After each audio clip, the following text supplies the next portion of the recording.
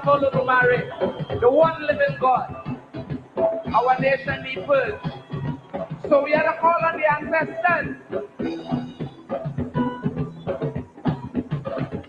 Mala Jerry, oh, la poesía. Shango la poesía. Yeah, Mala Jerry, oh, Baba la poesía. Shango la poesía. Oye, Mala Jerry, oh, la poesía. Shango. Shango la poesía. Yeah, Mala Jerry, oh, la poesía. Shango la poesía.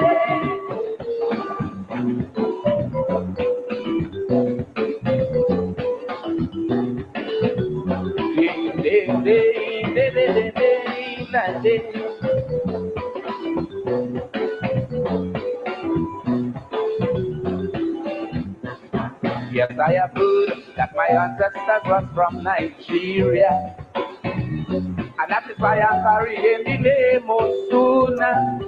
Deep inside of me, I just wasn't satisfied.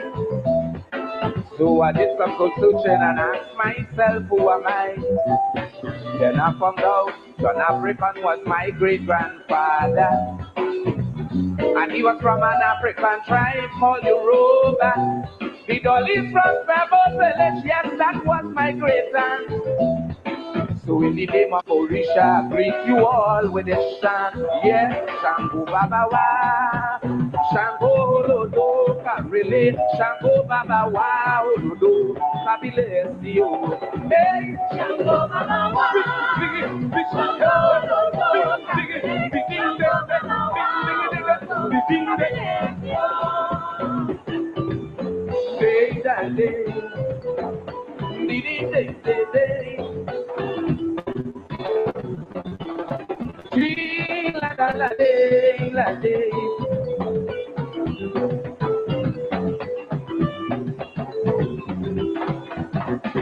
I discover my religious practice is Orisha.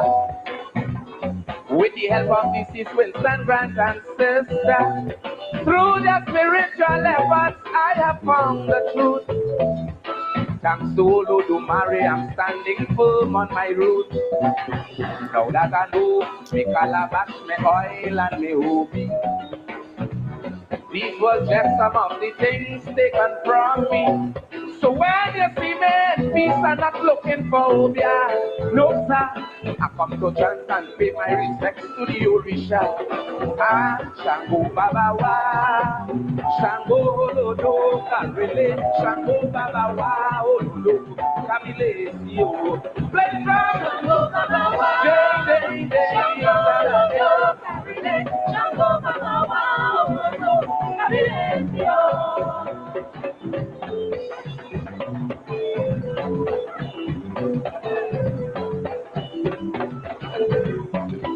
Ding, ding, ding, la, la, ding, ding, ding.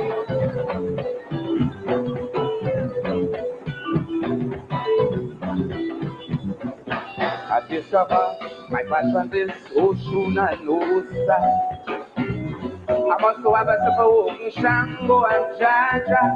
Through manifestation, I could reach the other side to meet with my ancestors and visit the river Nile. With a voice like that great archangel, I could touch your soul, both spiritual and carnal. I could bring you transported into Africa. I am an Orisha priest, they call me the Amungwa. Hey, Shango Baba Wa, Shango Lodo, Karele, Shango Baba Wa, Olodo, Kabile, Sio. Hey, Shango Baba Wa, Day, day, Shango Lodo, Karele, Shango Baba Wa, Olodo, Kabile, Sio. Let me see the hands up, Balado. Hey, Mani Shango Dawona.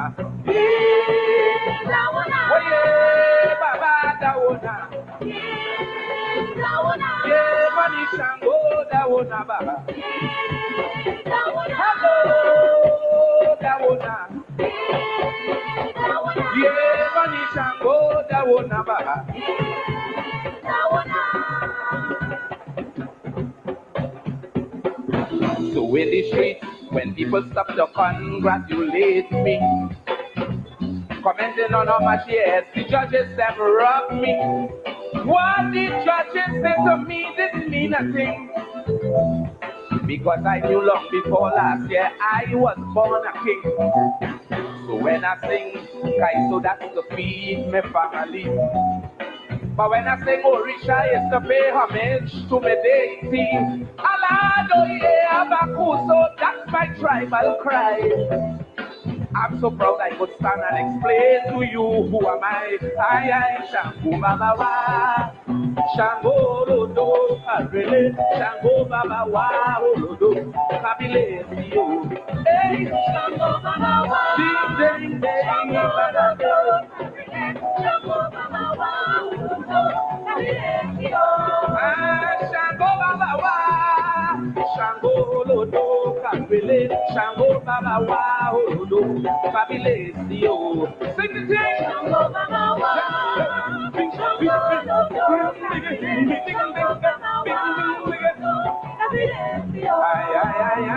Shango Baba Wa, Shango Lodo, Karele, Shango Baba Wa, Olodo, Fabulous, hey, Shango Baba Wa, Shango Lodo, Karele, Shango Baba Wa. Fabulous, hey, Shango Baba Wa, ding ding ding, Shango Baba Wa, Shango Baba Wa, Shango Lodo, Kapele, Shango Baba Wa, Lodo, Fabulous, sing the thing, Shango Baba Wa, Shango Lodo, Kapele, Shango Baba Wa, Shango Baba Wa, Shango Lodo, Karele, Shango Baba Wa, Lodo, Fabulous, hey, Shango Baba Wa, Shango Lodo, Karele, Shango Baba Wa, Lodo, Fabulous, Shango Baba Wa, Shango Lodo, Karele, Shango Baba Wa, Lodo, Fabulous. Shango Baba Wa, Shango Lodo, Kabile, Shango Baba Wa, Lodo, Kabile, Ashe. Thank you. Oh yes, good evening to you and welcome to Politics 101. Friday night. It's the night Dr. Vincent Adams is here with us, coming in there with the voice, the sound of Sugar Aloes, Michael Osuna. Who am I? Who am I taking us back to the roots? You know, the margin of the roots music, the Orisha sound. We call it the Fatis sound in Guyana, Comfort sound, the merging of it with Calypso. Well, Calypso come from that sound to begin with. And there is Sugar Aloes talking there about identity. In our case in Guyana, well, we had Little Jones used to give us that thing. Yeah. And in my village, we had Beres Carter had his own band. Because after time, Little Jones had to go up and down the country, and Mr. Carter, Beres Carter, had his own band in our village, you know, linking the Fatis song, the ancestral sound with, Calypso and so on. And for those of you who remember Calypsonian in Guyana, giving us that kind of merger between Calypso and the Fatis song, was a Fatis man himself, the mighty Kaichor. And people of my generation and Kid Beresford generation and Dr. Adams' generation would remember a drunk man walking a graveyard. The mighty Kaichor. And he used to come on stage with he was a I think he was a God, what's the group that used to wear white and thing, not Geoffia, but it's gonna come to me. Keith, help me out. The religious group that was founded by Elder Forey. Elder Forey, Jordanites. Why am I taking so long to remember the Jordanites? And the mighty Kaito was a Jordanite, and a Calypso, a drunk man walk in a graveyard, and so on. And he used to do what Sugar Aloes was doing, bring the faitist comfort song into Calypso. And I'm going to play sometime next week. I'm going to play the Mighty Kaito, remind us of that song. Welcome to Politics 101. And we come in with that Calypso reggae show that we've been threatening to do for a long time. So Keith Beresford, keep yourself ready because it's almost there. This weekend, we are going to be premiering our cricket show. The cricket people get to me before, and I managed to decide to start it, launch it this weekend on Sunday night at 6 o'clock. 6 o'clock West Coast time, East Coast time, Guyana time. We are going to be launching our cricket show. And guess who's going to be my first guest? I hope. Anyhow, my first guest is going to be a former cricketer, a former opening batsman of Guyana, who could have gone on to play for the West Indies, but he got injured and decided to choose science. You all get the answer? So Sunday night, we're going to launch West Indies Cricket 101. West Indies Cricket 101. And we're going to be dealing with the West Indies team that was announced today to participate in the World Cup, the T20 World Cup, which is going to be held in the West Indies and the United States, starting this month in early June. And there were lots of speculation about who will get into the team, whether Shamar Joseph was going to get in, well, he's in the team, whether Shamar Etmaya was going to get in, well, he's in the team. And, you know, selectors don't always get it right, but I think they got it right this time. They got it right this time. So on Sunday night, we're going to be launching our cricket show. West Indies Cricket 101.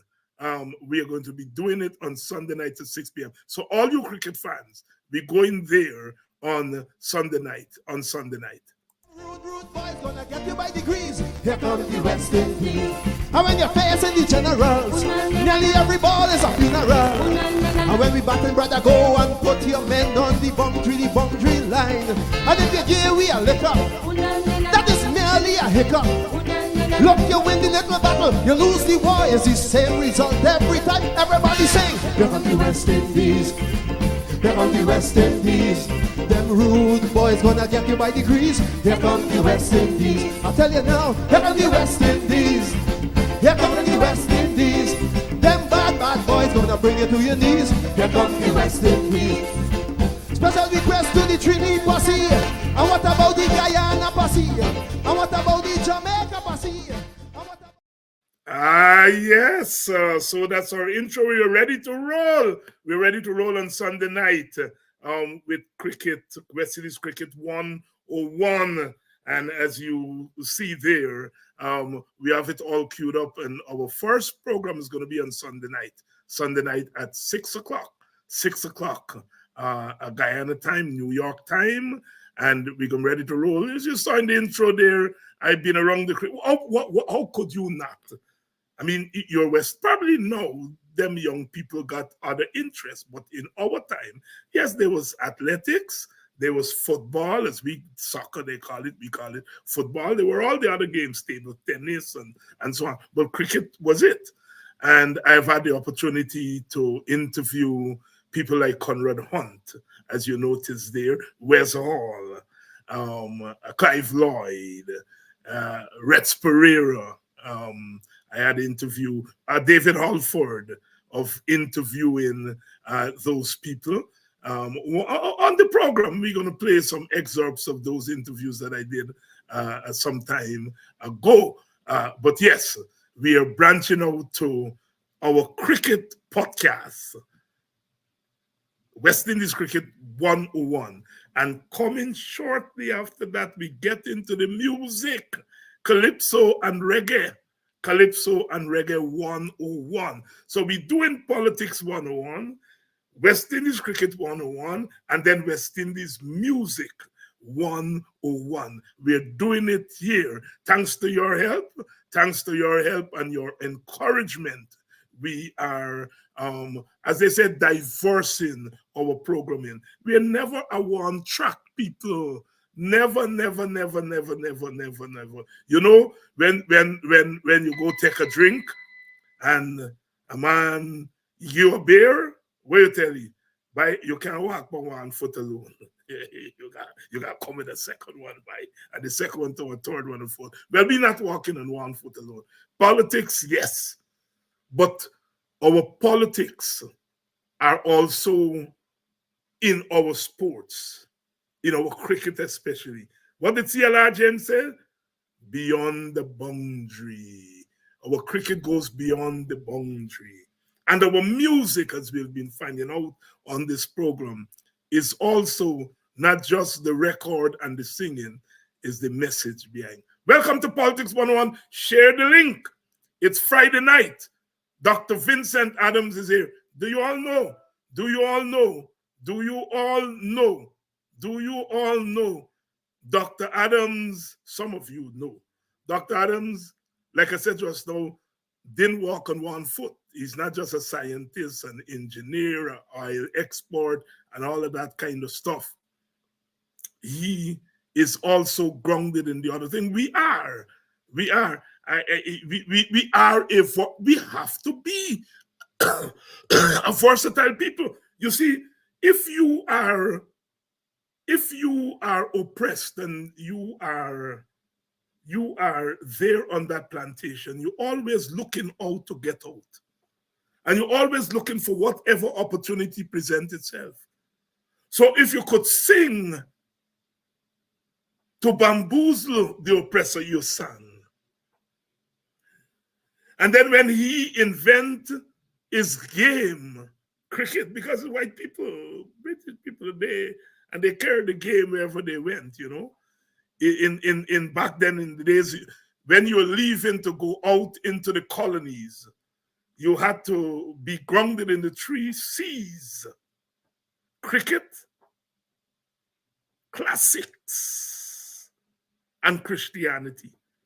That's what they used to teach them. They had to be grounded in Christianity, because that's the religion they use, you know, to trap us. But we turned the Christianity into Black Christianity. You know, today we have what is called the Black Church. And we turn it into our own folk religion, because when you see those African people hear about the Trinity, the Father, the Son, and the Holy Ghost, they say, oh, Jesus Christ, that is weeping. Because when they come from Africa, they have plenty God. God for sun, God for the water, and God for the earth, and all that thing. And when the Indians came too, they recognized that, because they're coming from a religion with plenty God. And so when the British are using things to oppress, our people saw in it, and we take it and transform it. We take it and transform. This is how we take the English language and transform it as we move into the 1960s, 1970s, but even before that, going back to the Harlem Renaissance. Who are the great literary figures of the 20th century? They're West Indians, they're Black Americans, they're Africans, they are Indo-Caribbean people. Whether it's Achebe and coming right through, don't talk about the Black Americans, especially Black American women, where they take the English language and turn it up, and twing it wrong. And we West Indians, the West Indian novel, West Indian poetry. So the classics, cricket, and of course you all know what we did with cricket. Ruled the world for 20 years. the only team in the history of team sport that run the world, dominate the world of cricket for 20 years. No other team in the history of humanity has done that with team sport, a team sport. West Indies, the poorest cricketing nation, beating the whole world for 20 years. I know if you come from Dr. Adams and me generation, you just cry today. Because back in we time, you didn't ask if the West Indies win. You ask if we win already, boy. You didn't ask if we win. We win already. We never lost a test series between 1980 and 1995. Vivian Richards captained the team for 50 test match, never lost a test series. Of course, we know about the legendary Clive Lloyd, 74 test matches as captain and what he did during that time. So our cricket is folded in to our politics and our culture. And so you have Calypsonians singing about cricket. And West Indians, you see, when Frank Worrell is leaving to go to Australia with the 1960-61 team, CLR James slip a note in his pocket. And when he get to Australia, he opened the note. And CLR James says to him, if you are able to beat the Australians, it will say to the world, we're ready for independence. 1960-61. We didn't beat the Australians. They win the series 2-1, but it was a tight test.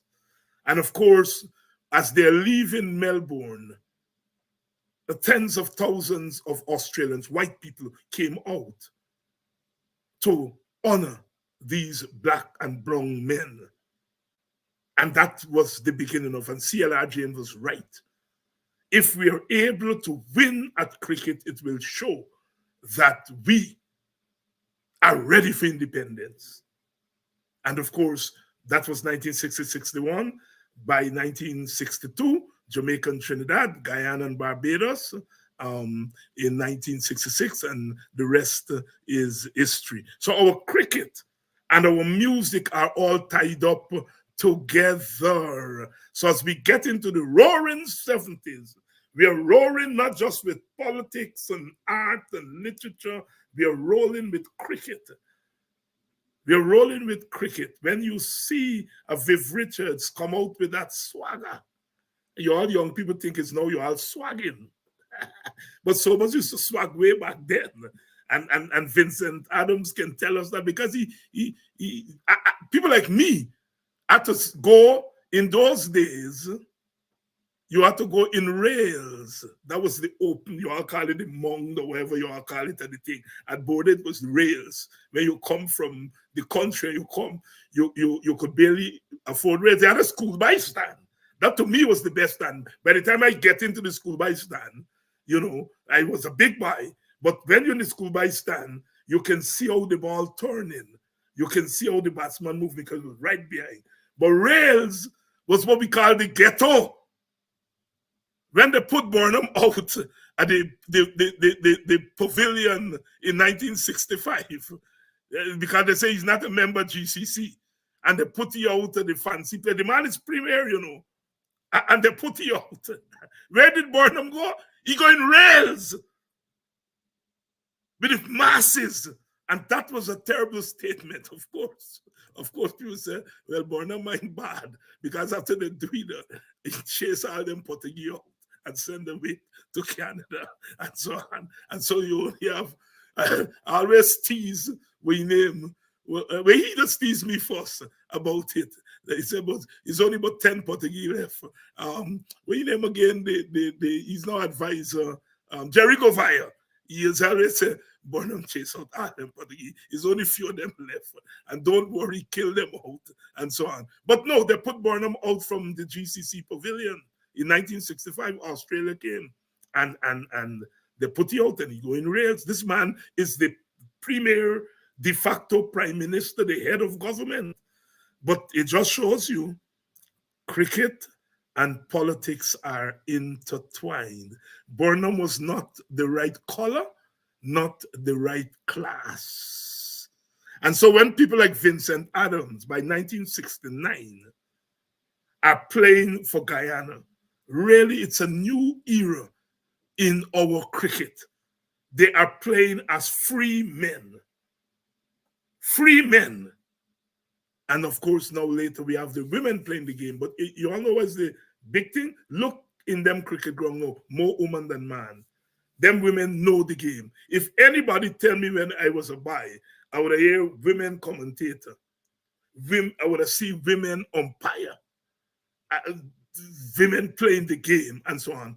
We have evolved. Welcome to Politics 101, where we do it here. We talk the breadth of our experience, because we are not a one-track people. We have to learn to switch. You know, you go to school in the morning, you got to do your books. And then you got to play sports. And then you got to debate. And then you got to play football. And when table tennis coming, you're playing it. That is why West Indians are who we are. My students asked me today, Dr. Hines, why black scholars? You all teaching about politics. And next thing, you've gone off to music, John Coltrane, and jazz. What I got to do with politics? I say, you're in the right place. You're in the right place, and you're asking the right question. And that is why today I can teach a course called Bob Marley, Reggae and Resistance. 150, 200 students. I can do music as political discourse, reggae, calypso, hip hop.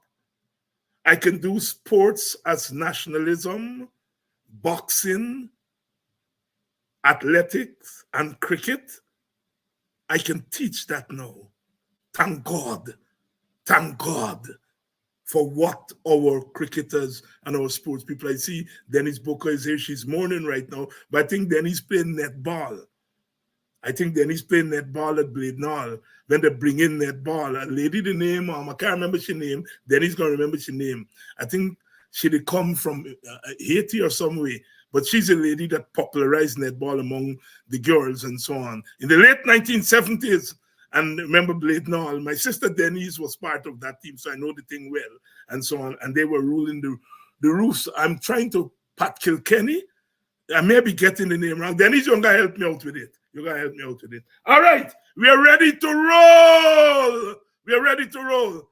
Dr. Adams. Hey, Dr. Hines, how are you doing? Welcome to our wonderful audience in Guyana, the Caribbean, and North America and England and every place else in the world. I remember you bring back good memories there. A drunk man walked in the graveyard, and to the top of his voice, he started crying out. The mighty Kaichor, and he dressed in white with the head tie up and so on, and the music. But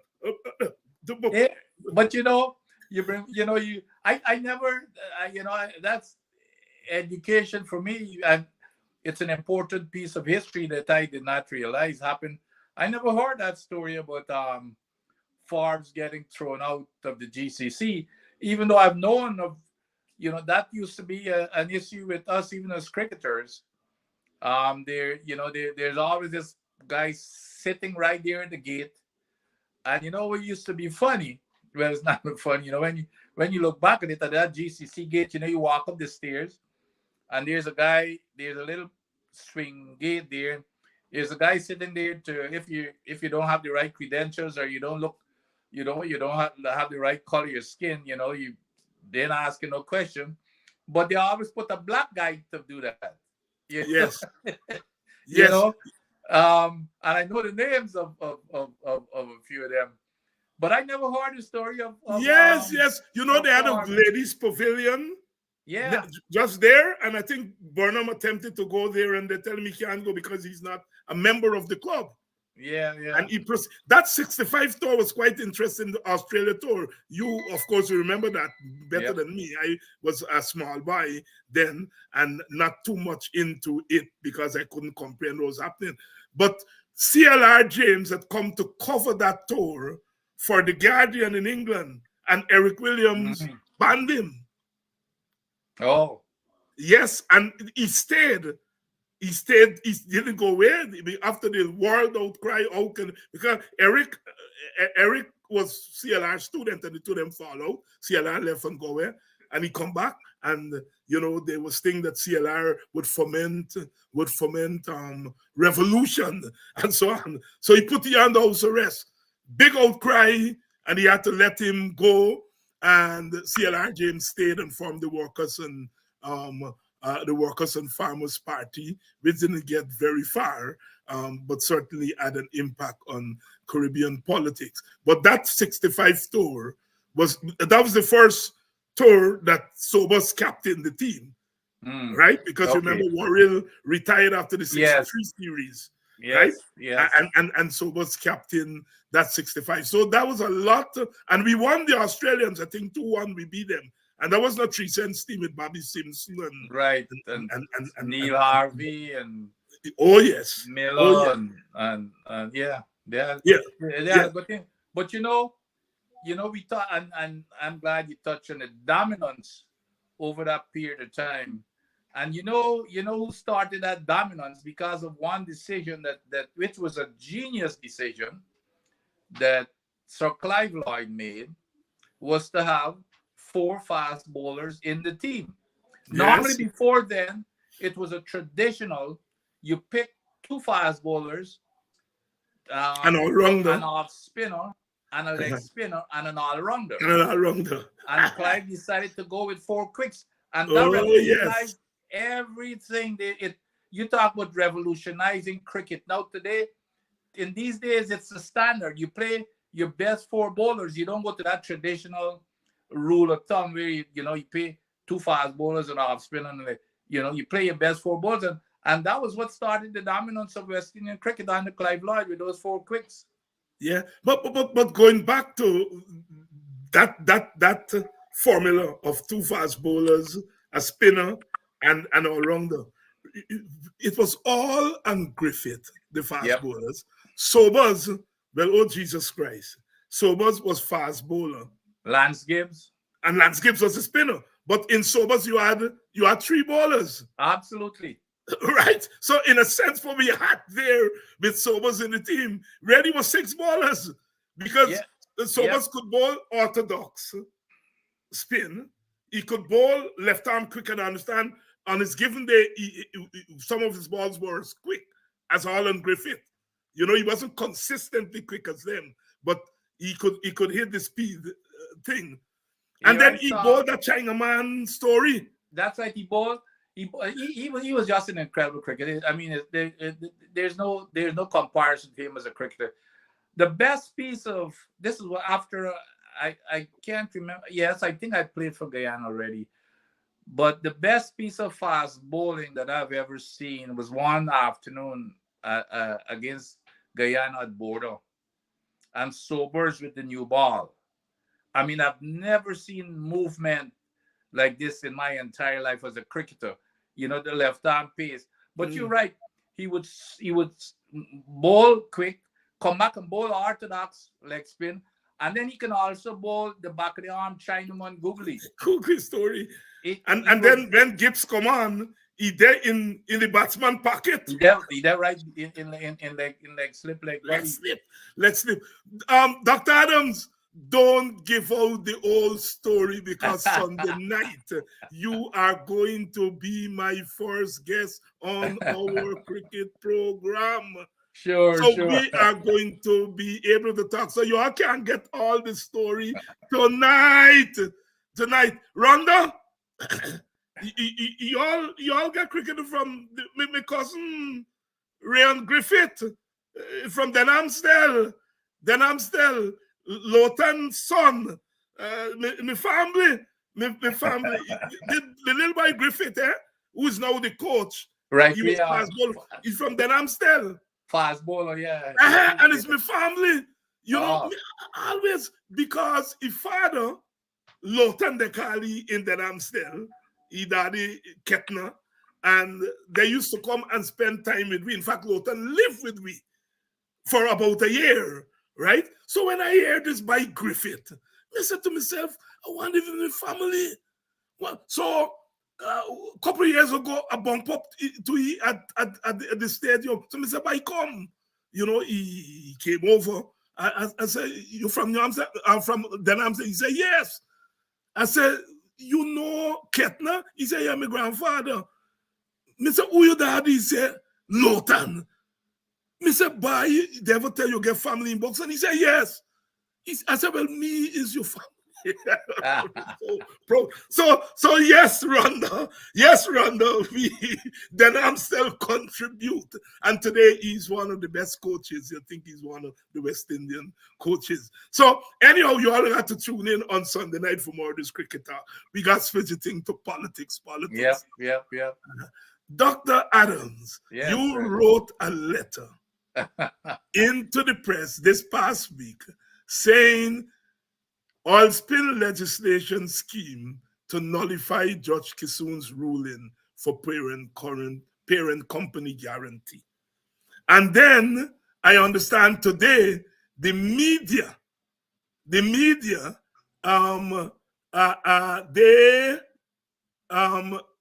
show a document that the government put out. What was the title of that document, Dr. Adams? It says something, the facts about the coalition criminal track record. Criminal track record. Yes. So tonight, we're going to deal with your letter and then, of course, the response to your letter. So you're saying the oil spill legislation that Nandalal and the government are threatening to come. Really, they're attempting to use that legislation to nullify Judge Kissoon's ruling about this insurance that must come from the parent company. Give us the history of that story, because a lot of our people know it, but it's always good to give us the background. So tell us what Justice Kissoon actually said and why the government is so determined to get around Justice Kissoon's ruling. Yeah, let me give you, let me give you some history here in terms of context, because the PPPC, and that's why, and even in this silly document that they've just sent out, they have no real arguments of substance. So as usual, they just completely lie, and I'm not gonna let them escape with their lies. But anyway, so after 23 years, and people keep forgetting, Dr. Hines, out of the last 30 years, 23 plus 5, well, it's 32 years.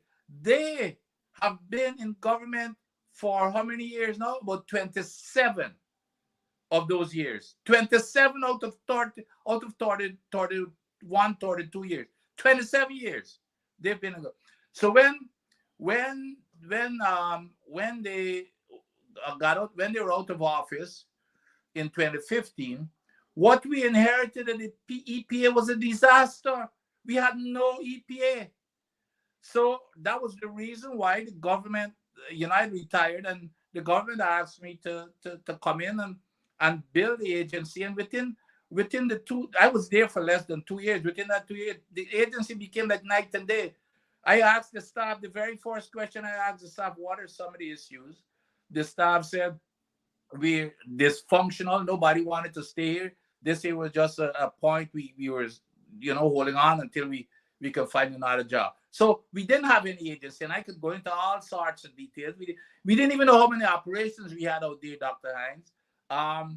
So when Exxon, and in terms of permit, we had over 600 permits that had expired, and we did not even do anything about them. There were some over 15 years. And so now we didn't have any records of these type of things. Imagine the EPA did not have a filing system, Dr. Hines. So we didn't know what operations were there. When I asked the staff, they said, well, we got about 1,000 when I took the time out to get everything under control, to figure out what we had there, it was over 2,000.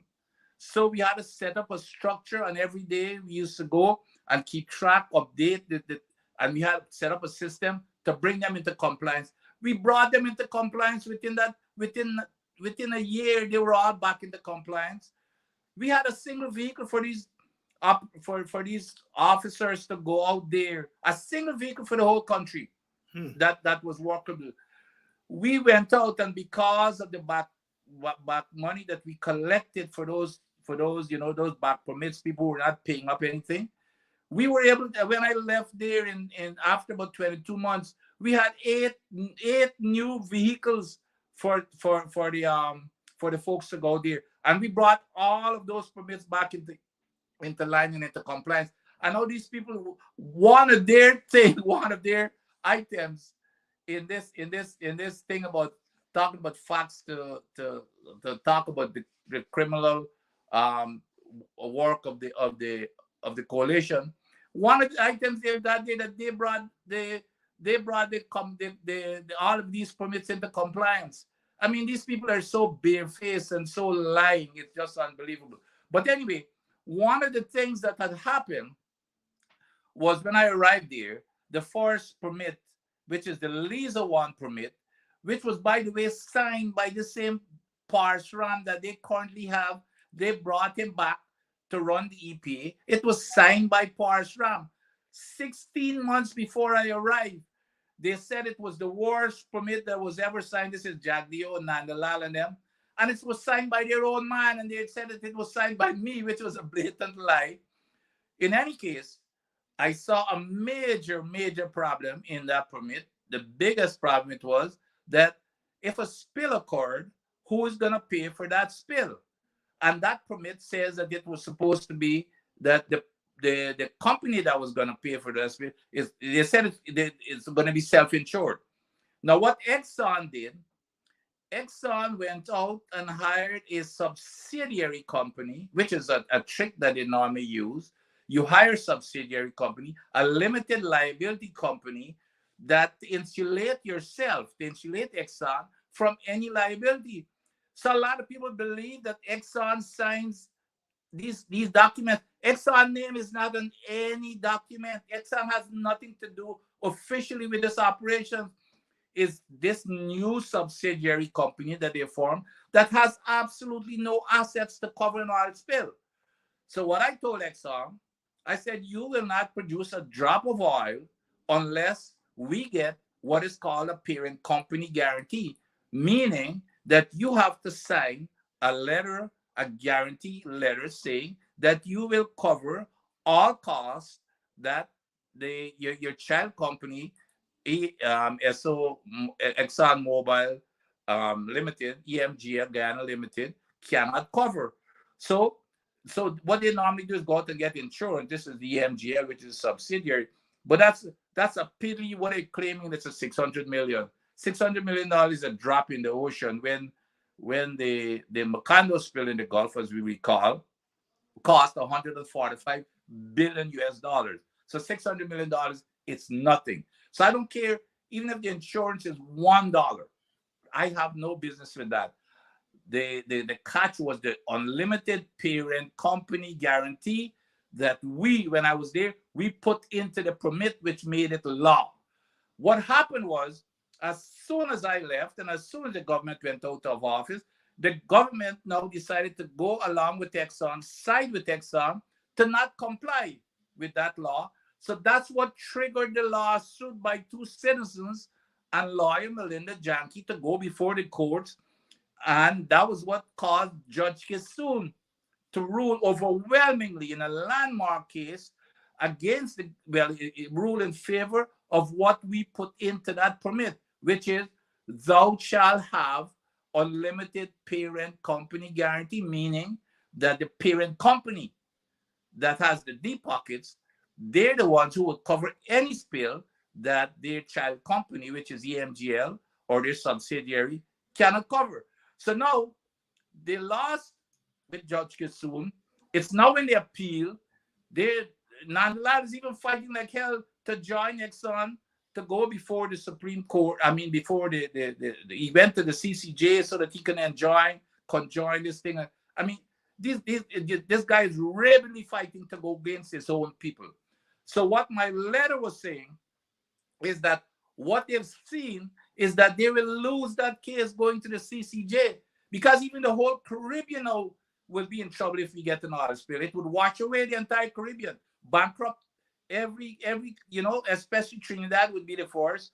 We would wash away the coast of Venezuela. And if you want to give Maduro a good excuse to do, to really cause a problem, if you think we have a problem now, go give him that excuse by washing away his shore with oil. So what my letter to the media was saying was that this gimmick now of an oil spill legislation is to get rid of Judge Kissoon's ruling, because they know they're going to lose in the CCJ, because they have the votes by one vote, be it as it is. They're going to win that. They're going to get that legislation passed in Parliament, and that's what's going to override. That takes primacy over Judge Kissoon's ruling. So when they pass that legislation, Judge Kissoon's ruling would be over. And they've already signaled to us what will be in that legislation, because they just finished, which is what they've been talking about, and which is what they've just put into the latest permit, the latest project, which is the whiptail.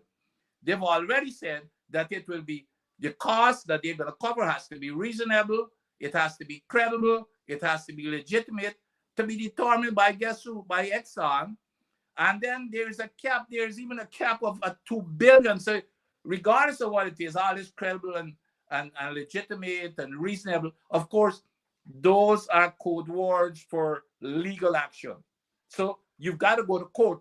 And of course, who's going to go and fight Exxon in a court of law? Because we know that you can't beat them. They've got their record throughout internationally. That's what they do.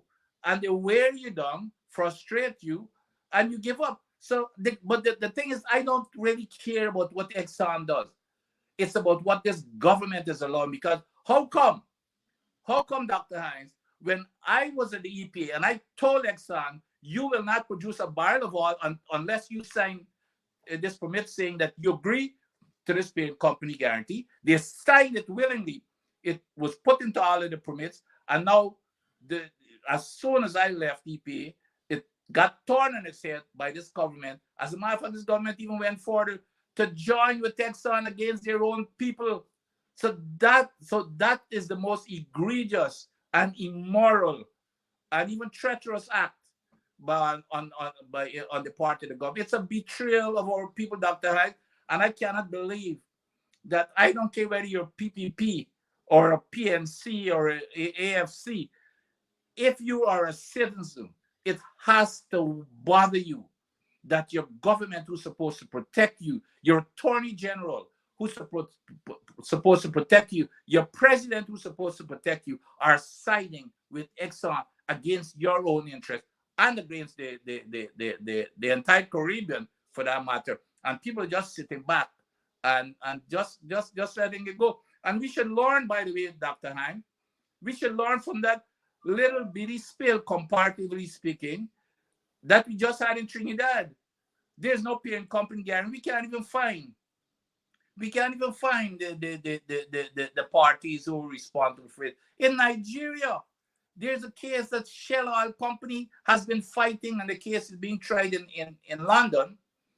But with some spills, some Nigerians sued Shell for these spills to cover the cost of cleanup. You can guess it. Guess what is Shell's defense? Shell's defense is, we are not responsible for these spills that occurred under our subsidiary. Okay? So that's what we have in Peru. We had a spill of 12,000 barrels of oil. And guess, you know what the Peru government had to do? Seize the passport of all of the government officials and then turn around and sue them in court. They can't leave the country for $4.5 billion. And then had to set new legislation to make sure that it doesn't happen again. So this government is, I don't know what, I mean, I don't understand how immoral and how, you know, how just hard-hearted and heartless to your own people these leaders of our country, these so-called leaders, can have to go against their own people's interests. So that's basically That's basically it. And of course, the judge says that the parent company has to put this insurance down. The government, of course, is opposed to that. And they are now looking to bring legislation that is going to ensure that their view, they will get around the court.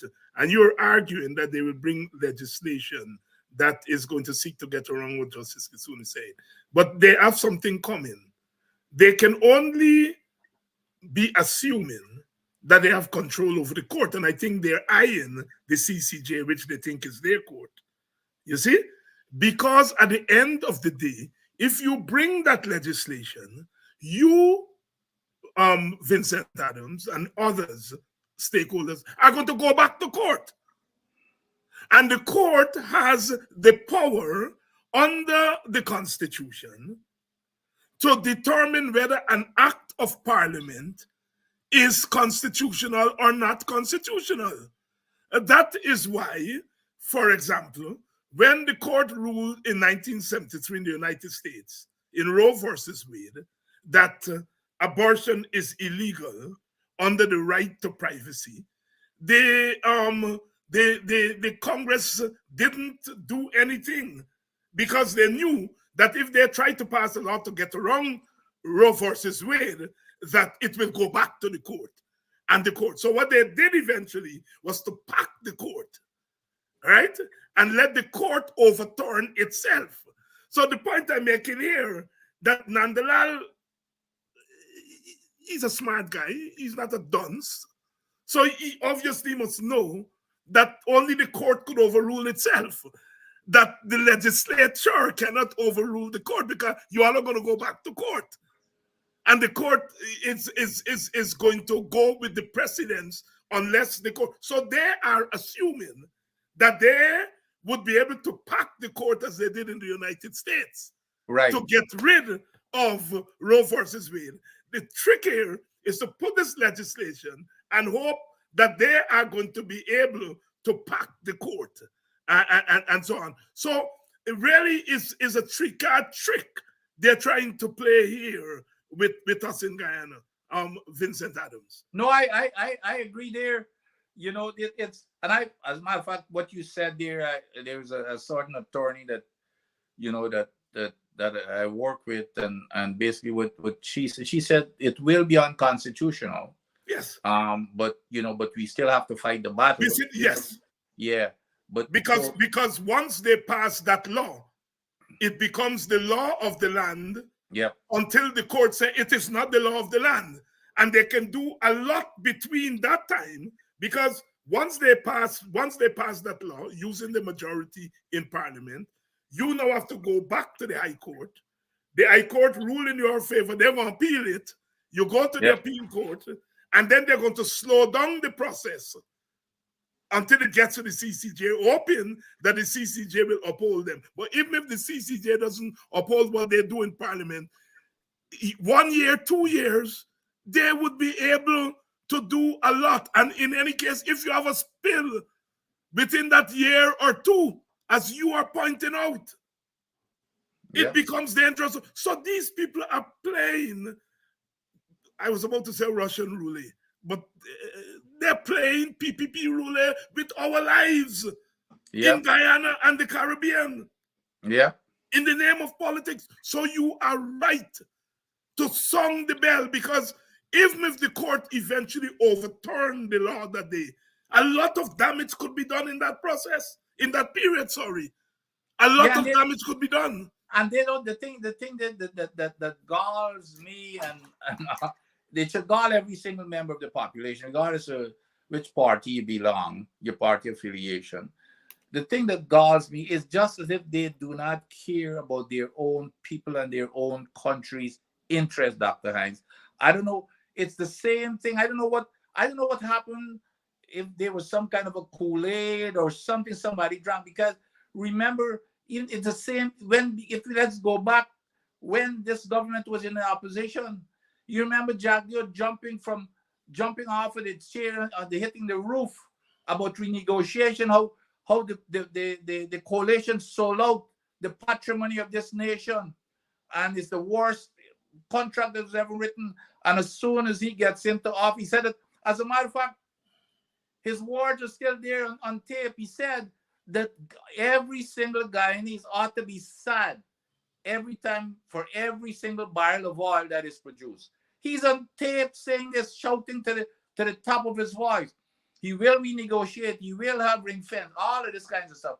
And Dr. Hines, it's mind-boggling as to what changed these people's minds so drastically. The president himself, after he got into office, he had an interview with Critic at his office, their favorite person, Critic. Critic specifically asked him, well, would you renegotiate? He said, yes, renegotiations. And so for them to get here now and just make a right about turn, it raises a lot of questions, because this here is against their own people well-being in terms of health, safety, the environment. And here's the other thing, Dr. Hines, if we get a spill, that can put a stop to every single thing. And if we get a spill without an unlimited parent company guarantee, and this country has to stand the expense, we would be bankrupt. So, yes. So we would lose every single dime that we've collected to date. There will be no money coming from oil in the future. And so I don't understand. This logic is not about the country's interest. This logic has to be about some personal interest that they have that raises questions.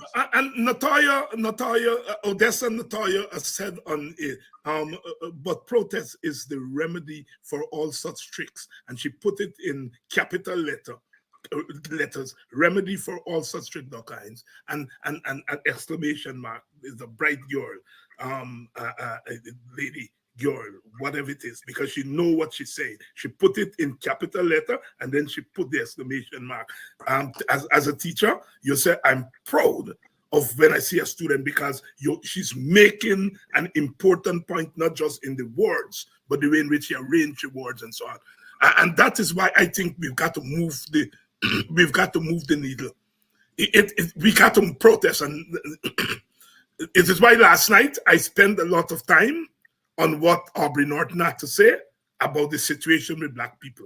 And that he came out and he said in clear terms that Black people are being beaten up. And when it comes from the opposition leader, when it comes from the leader of the PNC, the big party, it carries much more weight than when it comes from the rest of us. And Norton and the PNC have to move to the point where they have to consider protests. They've been holding back protests. And, we agree to some extent with some of the reasoning, but we have to call a spade a spade. If the PNC say protest tomorrow, it's protest, because the PNC has the capacity to mobilize people, something that the AFC and the WPA don't have. They have the capacity to mobilize people. Their voice has more reach than our voices, and so they're important.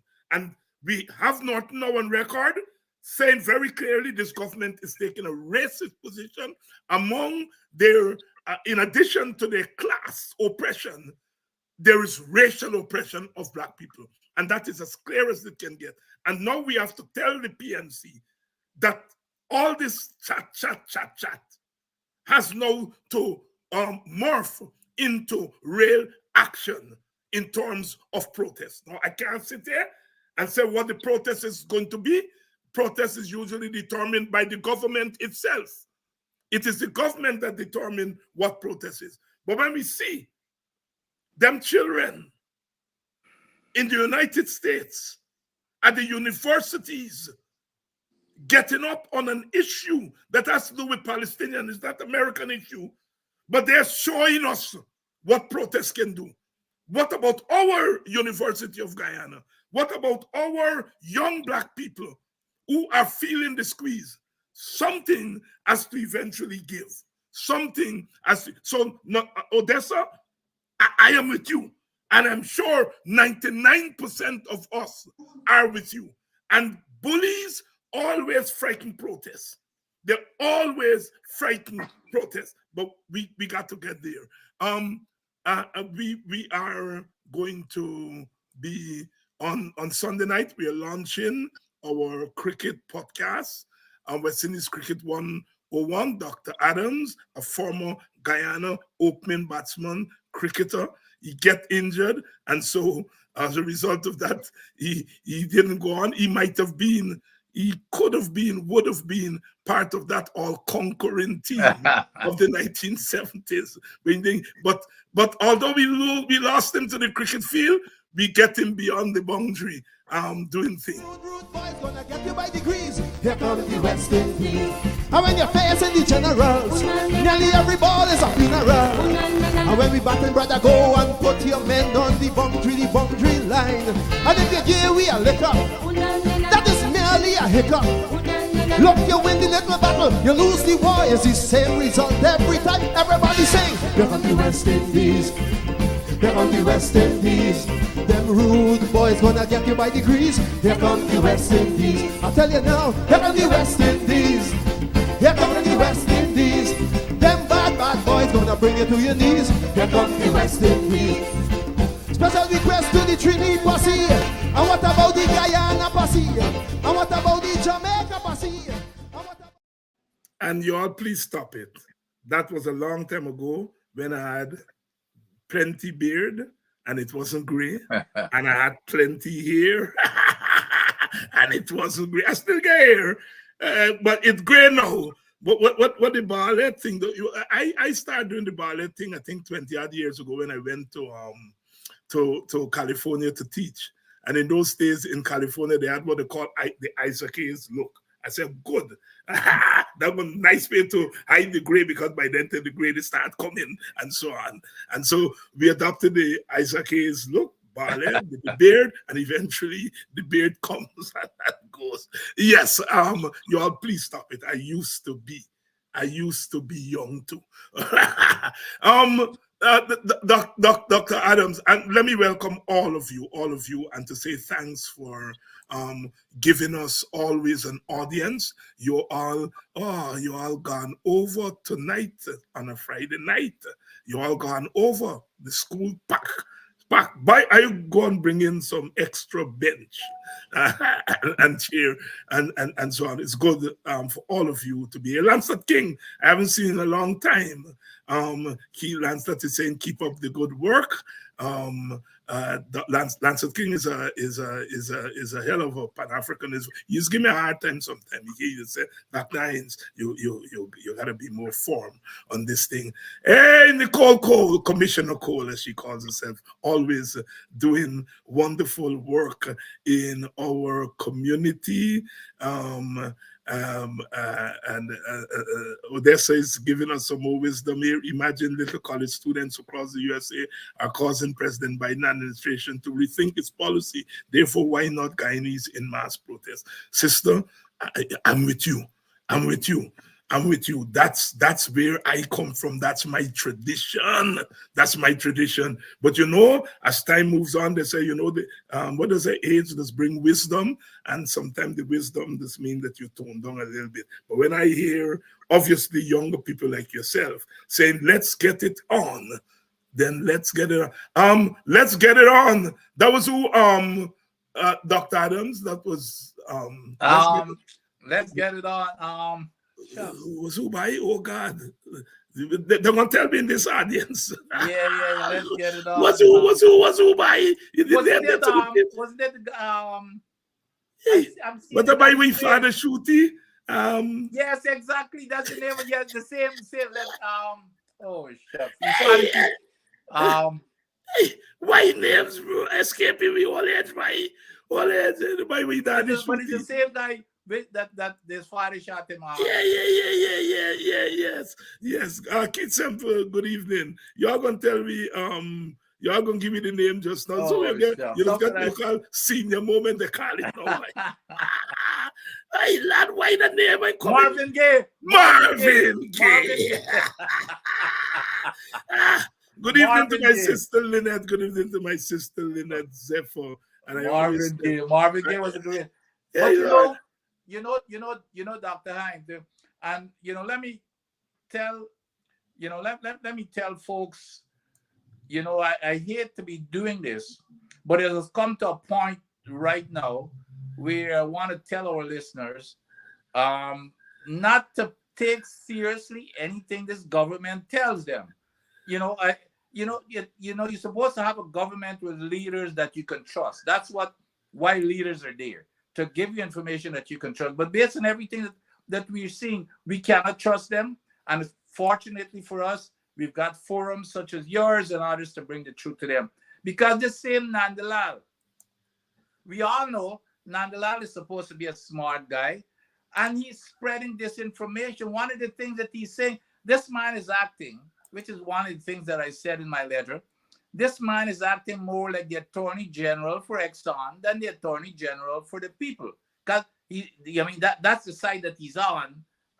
You're not guessing it. It's clear as crystal, the side that he's on. And what he's trying to do to really defend Exxon and to put this propaganda out there to fool people is to tell people, well, unlimited insurance is too costly. It's impossible. It's never going to be able to be afforded.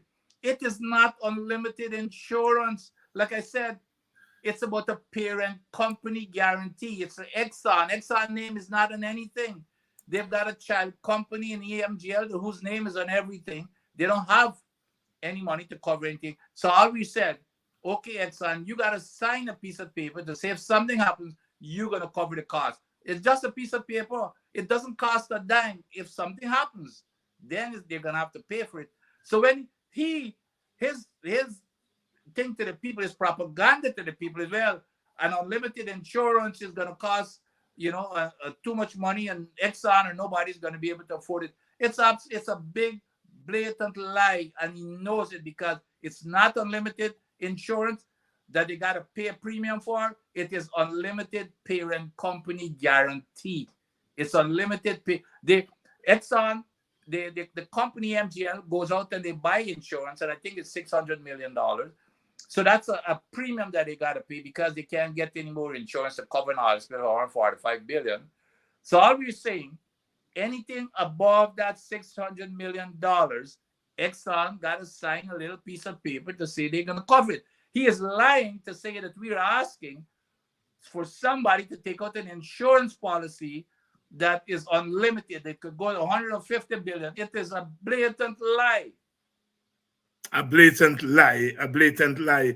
And Dr. Adams, by the time we trying to remember who sing the song Let's Get It On, 400 people have been put in the Marvin Gaye.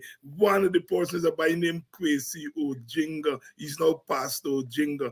And you always say when I get a big but Dr. Hines, the embarrassing part of it is that the two of us should have known that, but I'm sure it's the younger people telling me who this was. Yeah. And that's the embarrassing thing, that we should know about Marvin Gaye more than they do. But the thing is, it's what we West Indians are, is that education that we got. It's not just the formal education, but it's also the popular education. I mean, there was a boy named Mickey. The boy used to go and watch picture. And when he come back in Buxton, he tell you the picture from the shots in front that we used to. That's right. Word for word, and he give the action. Look, this actor do this, that's and right. Burt Lancaster do so, and thing. He was, and I used to. But here's another test here, Doctor. Here my favorite Marvin Gaye song is Sexual Healing. All right. But I tell you about this by Kwesi Ojinga. Yeah. You all know when I get a big cast here, a panel, I used to say, big panel tonight, and I always say, Kwesi Ojinga. When Kwesi doing play, you get 20, 30 actors. I said, Kwesi, why so much? He said, buy me like big cast and so on. Kwesi Ojinga, one of Guyana's top dramatist, and not I say act alone, because you write poem, you write play, he act, direct, phenomenal guy from BV, Baron, better for Wacom. He come and he married a girl from Buxton, a Telford girl from Buxton. So he lived in Buxton. And as usual, when these people come in Buxton, they become Buxtonians because people like Kwesi, Kimani, Noesi, them big people that jam you, a wee family. And you have to explain to them, he's not really from Buxton, but he married to that girl, Telford, teacher Ruby daughter. Yes, he married teacher, but he's a Buxtonian then. Kwesi, my friend, it's so wonderful to see you on the program. I know I owe you. I know I owe you. I know, because Kwesi, myself, Jasper Adams in Washington, D.C., after we migrated, we had a drama groups and thing there in the community there in Washington, D.C. Kwesi is just a phenomenal, creative talent, and he's now a pastor. And Kwesi, I know the next time I pass through Washington, D.C., I know I got come and let me hang out and catch up for old time. Say, Kwesi, that by Kwesi Ojinga. He made drama fun. Kwesi, when Kwesi direct, and you walk slow, by where you walk like when Turkey, me can't say what you tell you what the Turkey do. But apparently, when Turkey do that thing, you talk about sexual healing just now. Kwesi and this vivid thing. Apparently, when Turkey doing sexual healing, they just do it slow. So when you move slow, this by Kwesi Ojinga. Oh, my boy. Oh, Lord. Kwesi, it's nice, my brother, to see you on the program, and we've got to catch up. Give my regards to the better family. Get big now because Norris and them by get grandpicked, you know. So you're not only grandfather, you're great grand. So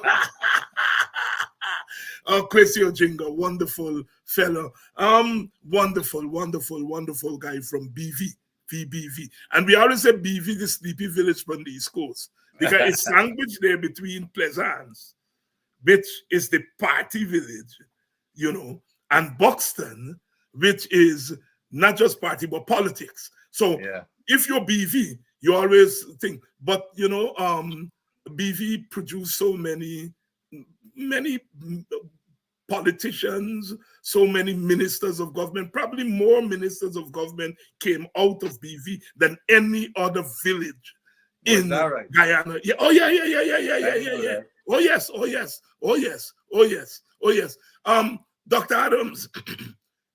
So Asghar Ali, former finance minister, said 15 billion barrels we have in reserve. Professor Clive Thomas said 25 billion. Some of the experts are saying 30 billion. Exxon is, of course, for obvious reason, is saying less than that. Jack Dew at one time pegged it at around 20 billion. But I noticed at his last press conference, he's backpedaling. Well, I don't know where Asghar get that number from, or we calculate it. What do you think is the truth about how many barrels we have? Well, what I do know, and of course, I'm a technical person. As a matter of fact, I work for as a senior, what they call the reservoir engineer, whose job it is to do those estimates of reservoir capacities and those type. Look at characteristics of reservoir. So so when I hear, and Mr. Asghar Ali and those folks, it's nice chatter and good news, but I normally like to hear it from the technical person, because you never know. As I cannot say whether it's 15 or 20 or 25 or 30 billion, but what I do know, which is what I've been talking about, is that this government is hiding the information. It's not Exxon. It's not Exxon because the contract says, Dr. Hines, it's clear cut. The contract says all data, like every other contract like these, all data belong to the government of Guyana, and Exxon has to report this data as they accumulate to the government of Guyana. So if you notice, every time they ask Exxon is saying the right thing. Well, we're submitting our quarterly reports. But the government does not. Jaldio knows what it is, but he does not. And the only reason, Dr. Hines, because remember, for the first 11 billion barrels, every time there's a discovery, we used to get an update the next day as to what it is. So for 2+ years now, we haven't received anything, even though we've gotten, based on what you're hearing, over 20-something discoveries. I don't know how many of them have enough oil for development, etc. But there has been no report over the last 2.5 years, even though we were getting it on the fly. As soon as something happened, we were getting it in real time. So what caused them to change that modus operandi in terms of updating us as soon as the information is obtained? There's something there, and the reason is, Dr. Hines, that I believe, is that this man does not want people like you and I and others to know what that number is, because we're going to start asking questions. And they're going to, we're going to try to hold them accountable and what they're doing with the money, etc. That's the reason we ask too many questions. And so there's no transparency whatsoever. This information, they have that information. So I don't know, Mr. Asbrali, it sounds as if he got it from some credible source, which might be a technical person, which is where I like to go. Maybe I got a bias for doing it that way, because I've seen many times, even in my past life, where politicians would go there and say things that used to make me cringe sometimes, that they're not supposed to say that.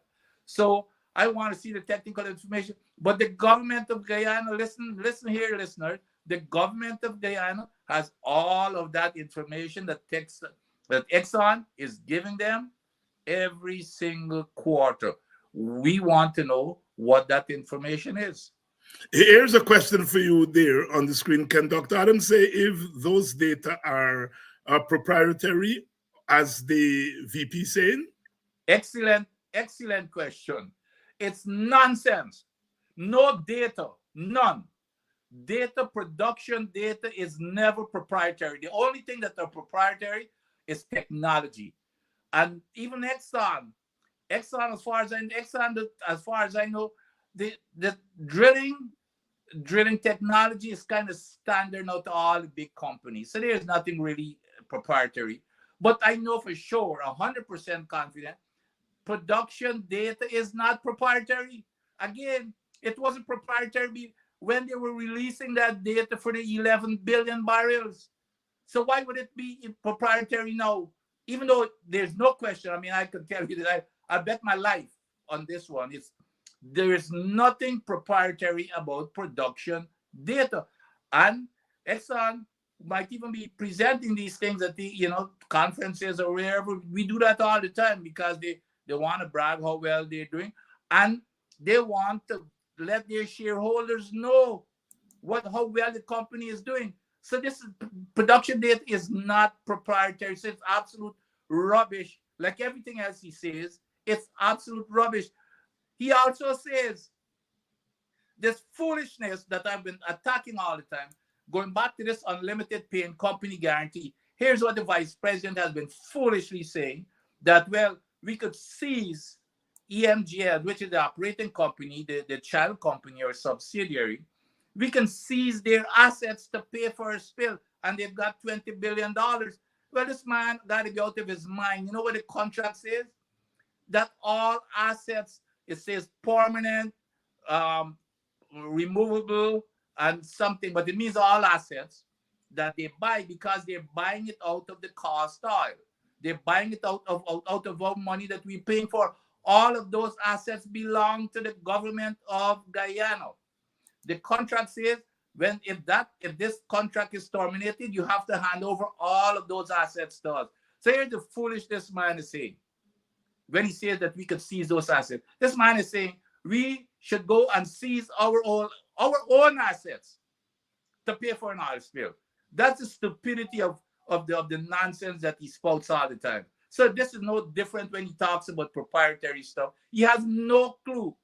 I listen to him sometimes, and it just makes you want to chirp, because the guy pretends that he knows stuff, use stuff to confuse people, and he doesn't have a clue what he's talking about. No time does he have a clue as to what he's talking about.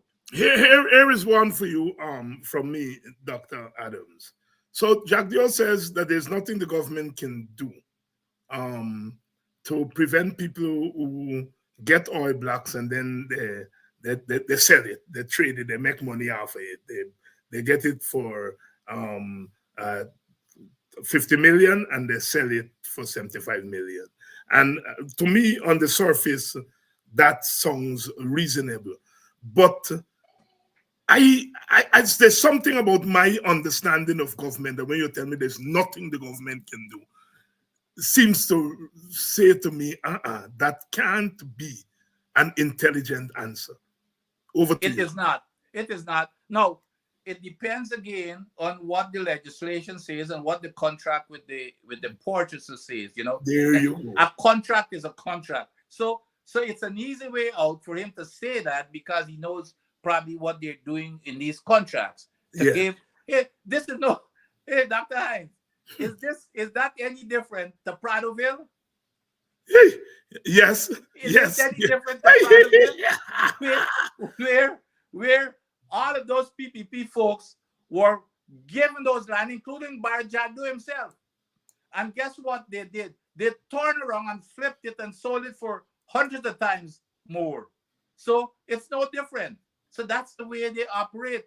But it's what's in the legislation, and I don't know what's in there, or what is in the contract that they're signing in terms of these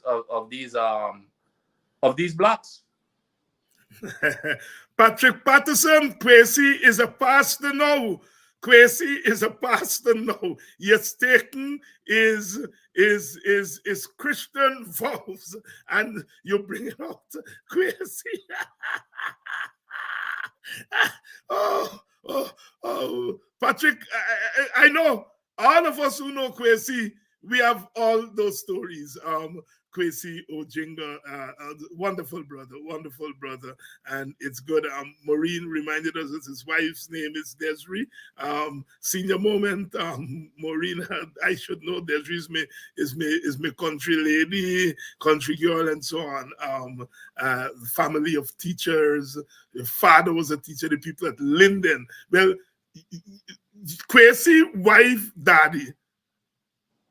Linden Foundation, Telford School in Linden, Dr. Adams.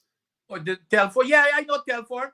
Telford had his high school was Telford in Yapali?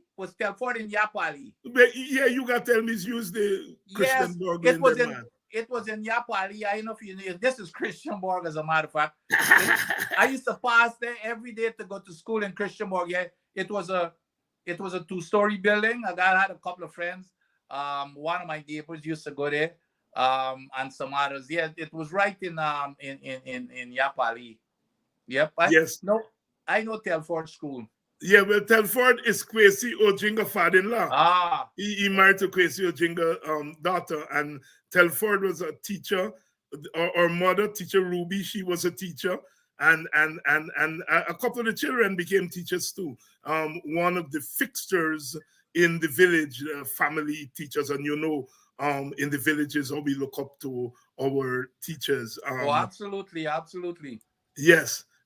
So, Dr. Adams, is there anything you want to say to us that we didn't touch on? Yes, there are a couple of developments here recently. I don't know if you picked up on the vice president press conference, and you can tell when you get caught, he starts stuttering. I mean, he's got a signature, kind of, it response when you get caught. He starts stuttering like if he's losing his breath.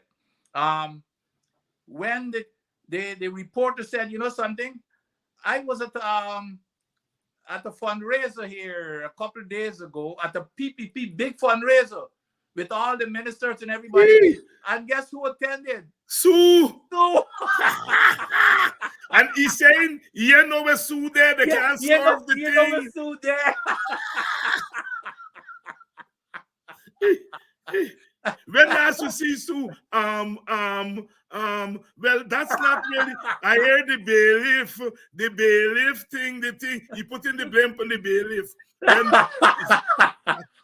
I know. No, he put in the blame. But so the reporter said, well, you know, I saw Barrett there. I saw another minister. He said, well, go ask them. Go ask. You know, we're talking here, audience, about Sue turning up to a PPP fundraiser.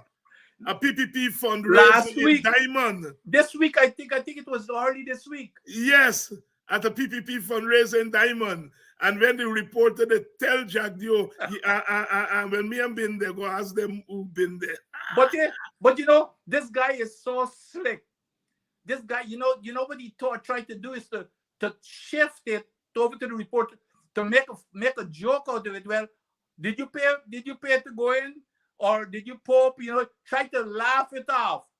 But the reporter kept on, well, you know, no, I went there and I saw Sue. So hey,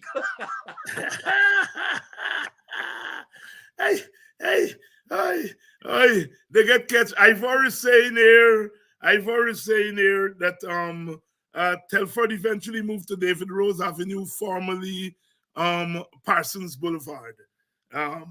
Telford eventually moved the school there at Linden. Was so quite Parsons Boulevard or street. I know we don't got a fancy thing like boulevards in Linden. Well, Ivor Miller, who seems to be a Linden man, he's saying here the school eventually moved to David Rose Avenue, which I know was where formerly Parsons Street is. I know it's Parsons Street. All right. But the I say Boulevard, we don't use that. Maybe that's what they're calling it now. Yeah, them boys will be get sophisticated. Yes. Good evening to you. But Dr. Ham, the other thing is, you know, the PPP Congress opened today, so he's bragging they're going to have 4,000 people in our country. What I want to know, what the people should be asking, is he finally, at this Congress, because they never had a Congress in I can't remember how many years, are they planning to remove communism from their manifesto? The question was asked, and he's been dodging it. No, I ain't got no problem against whether he's a communist or a socialist or a capitalist, but he needs to come out and tell the Americans whether he's a communist or not.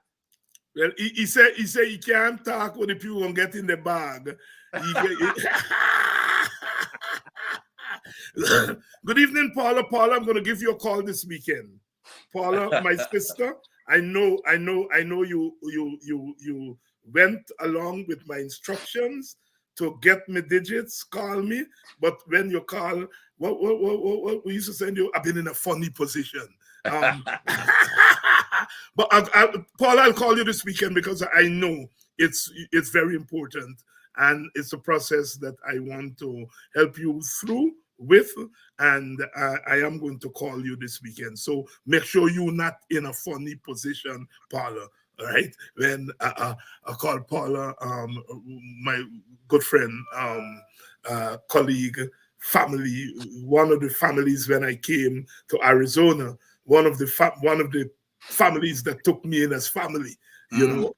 And it's always when you go to these strange places where you hardly find West Indians and Guyanese, and you go there, the family take you in, and you become part of the family. Yeah. Wallace family, the Jonas family from Linden via Buxton, they took me in. So them boys just now call me David Jonas. Become so much part of the family. Linden Tongue Week opened up last week. I understand the PPP boycott.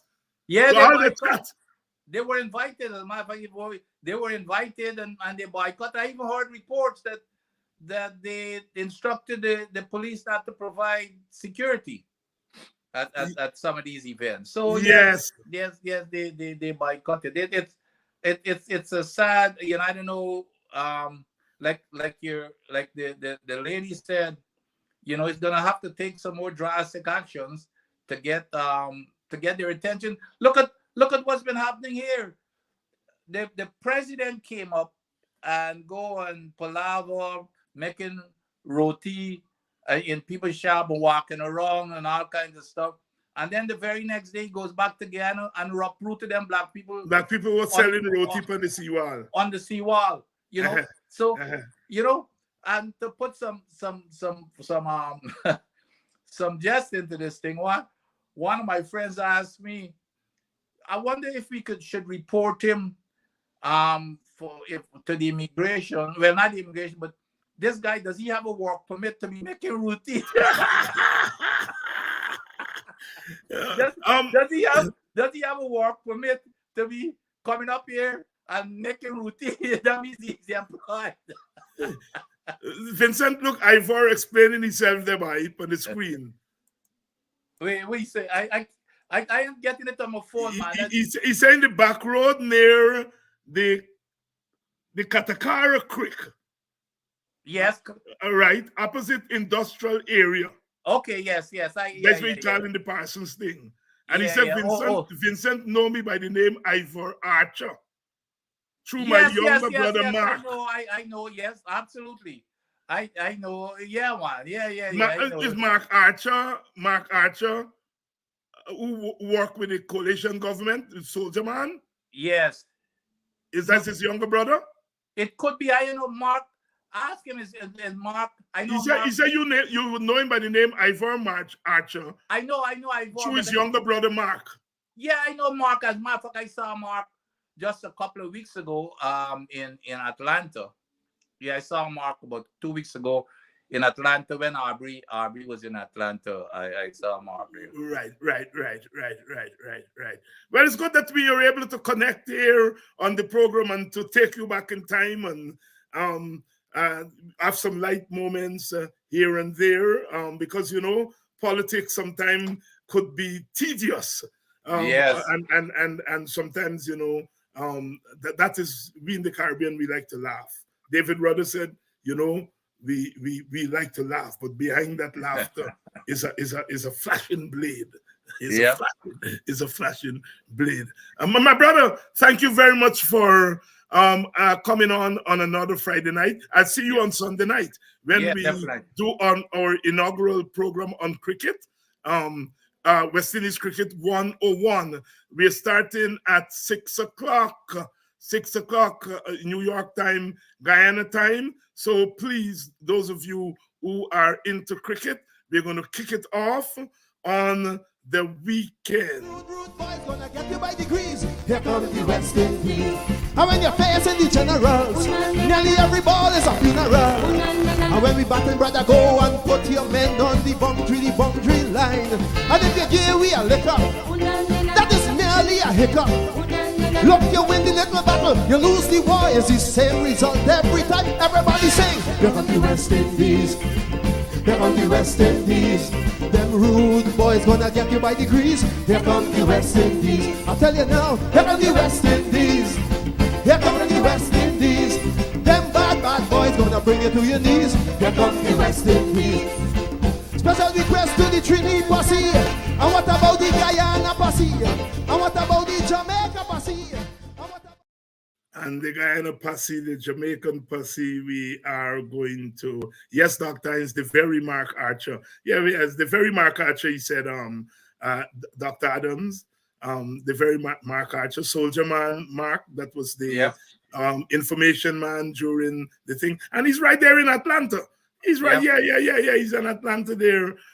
He's in Atlanta there with you. So I am Rastaman. What's happening by long time? Well, you're always here. You're always here. Rastaman said, take care. So long. Bye.